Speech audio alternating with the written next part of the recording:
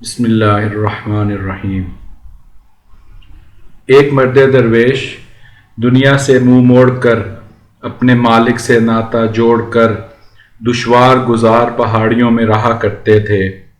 تنے تنہا عبادت الہی کی خوشبو میں دن رات مست رہتے۔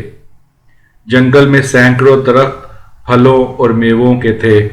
مرد درویش کی خوراک یہی جنگلی پھل اور میوے تھے۔ ان چیزوں کے علاوہ اور کچھ نہیں کھاتے تھے۔ ایک دن بیٹھے بٹھائے نہ جانے کیا خیال آیا کہ خدا سے ایک عجیب و غریب عہد کر لیا کہ اے میرے رب، میں آئندہ ان درختوں سے خود میوہ توڑوں گا اور نہ ہی کسی اور کو کہوں گا کہ مجھے پھل توڑ دے۔ میں وہ پھل اور میوہ کھاؤں گا جو ہوا کے جھونکوں سے خود ٹوٹ کر زمین پر آن گرے۔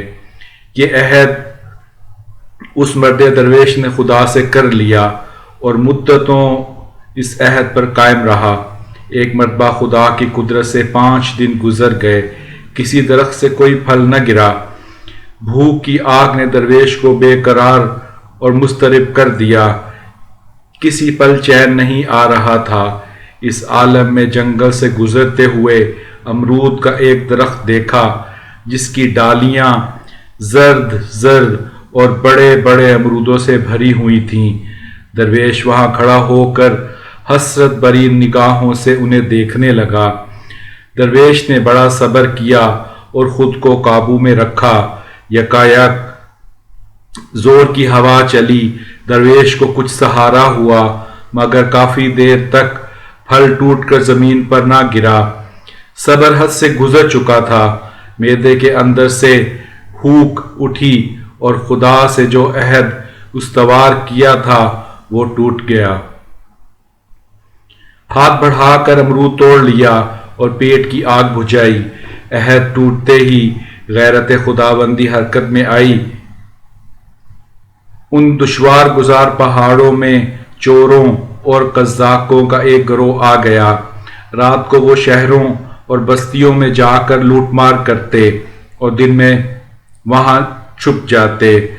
کوتوال کو ان قزاقوں کے بارے میں اطلاع ہو گئی۔ کوتوال نے سپاہیوں کی ایک بڑی تعداد بھیجی۔ انہوں نے اس پہاڑی اور جنگل کا گھیراؤ کر لیا۔ اس درویش کا مسکن بھی قریب ہی تھا۔ سپاہیوں نے تمام چوروں کو گرفتار کر لیا۔ درویش کو بھی ان کا ساتھی سمجھ کر پکڑ لیا گیا۔ کوتوال کے حکم سے انہیں جیل میں بند کر دیا۔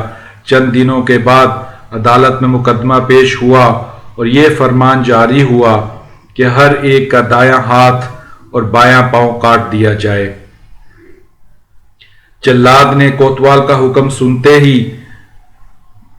تلوار چلانی شروع کر دی۔ وہ ساری جگہ چیخو پکار سے گونج اٹھی۔ درویش کا دایاں ہاتھ کٹ گیا۔ جلاد ان کا بایاں پاؤں کاٹنے کے لیے تیار ہو رہا تھا کہ اچانک ایک گھڑ سوار تیزی سے وہاں نمودار ہوا اور بولا، اے مردود، ذرا دھیان کر، یہ شخص بہت بڑا درویش اور وقت کا ابدال ہے۔ یہ تو نے کیا ظلم ڈھا دیا؟ اب خدا کے عذاب کا انتظار کر۔ گھڑ سوار کی بات سنتے ہی جلاد کے ہاتھ سے تلوار چھوٹ گئی۔ عالم وحشت میں بھاگا، سیدھا کوتوال کے پاس پہنچا اور اسے اس حادثے سے آگاہ کیا۔ کوتوال کے ہوش اڑ گئے۔ کوتوال برہنہ سر اور برہنہ پاؤں درویش کی خدمت میں ہاتھ باندھے حاضر ہوا اور عرض کرنے لگا، اے خدا کے مقبول بندے، مجھے خبر بھی نہیں کہ آپ کون ہیں۔ میں نے آپ پر سخت زیادتی کی، لا علمی میں یہ خطا سرزد ہو گئی ہے، خدا کے لیے ہمیں بخش دیجئے۔ درویش نے کہا، اس میں تمہارا کوئی قصور نہیں۔ جس گناہ کی پاداش میں میرا ہاتھ کاٹا گیا ہے اس کو میں جانتا ہوں۔ تجھے ان حالات کی کیا خبر؟ لہٰذا تم بے فکر رہو۔ لوگوں میں اس درویش کا نام ہتھ کٹا درویش مشہور ہو گیا۔ ایک مرتبہ ایک آدمی بے وقت اور بغیر اجازت جھونپڑی میں گھس گیا۔ آگے کیا دیکھتا ہے کہ مرد قلندر اپنے دونوں ہاتھوں سے خرقہ درویشی میں پیوند لگا رہا ہے۔ اس نے حیرت سے کہا، حضرت میں نے یہ کیا دیکھا کہ آپ کے دونوں ہاتھ صحیح سلامت ہیں؟ لوگ خواہ خواہ کہتے ہیں کہ آپ کا دایاں ہاتھ کٹا ہوا ہے۔ درویش نے کہا، ارے او میری جان کے دشمن، تو جھونپڑی میں بغیر اجازت کیوں آیا؟ اس نے ندامت سے عرض کیا، حضرت مجھے آپ کی زیارت کا بے حد اشتیاق تھا، اس شوق ملاقات سے مغلوب ہو کر مجھ سے غلطی ہو گئی۔ درویش نے اس کی محبت اور خلوص دیکھ کر کہا، اب تو آ گیا ہے تو ادھر بیٹھ جا، لیکن خبردار جو کچھ تو نے دیکھا اس کا ذکر میری زندگی میں کسی سے نہ کرنا۔ انسان کے چاہنے یا نہ چاہنے سے کچھ نہیں ہوتا۔ ان کی گفتگو کے دوران ملاقات کے لیے جھونپڑی کے باہر کافی لوگ اکٹھے ہو چکے تھے۔ انہوں نے بھی کسی سوراخ سے درویش کو دونوں ہاتھوں سے پیوند لگاتے دیکھ لیا تھا۔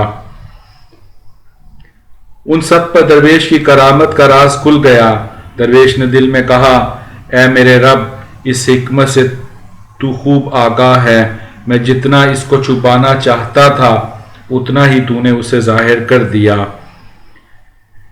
اسی وقت درویش کو الہام ہوا جب تیرا ہاتھ چوروں کے ساتھ کاٹا گیا تھا، لوگوں کے دلوں میں تیرے بارے میں غلط فہمی پیدا ہو گئی تھی۔ وہ خیال کرنے لگے کہ تو مکر و فریب کا جال بچھائے بیٹھا ہے۔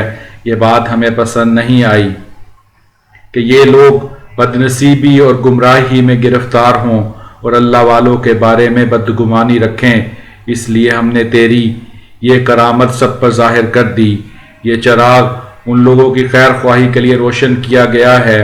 اس الہام کے بعد درویش نے نعرہ مستانہ لگایا اور رب العزت کی تسبیح کرتا ہوا سجدہ میں گر گیا اور خوب رویا کہ مالک تو جو کرتا ہے وہ عین حکمت ہے، ہم سب کی لغزشیں معاف فرما، اپنے عہد کی پاسداری بڑی بات ہے۔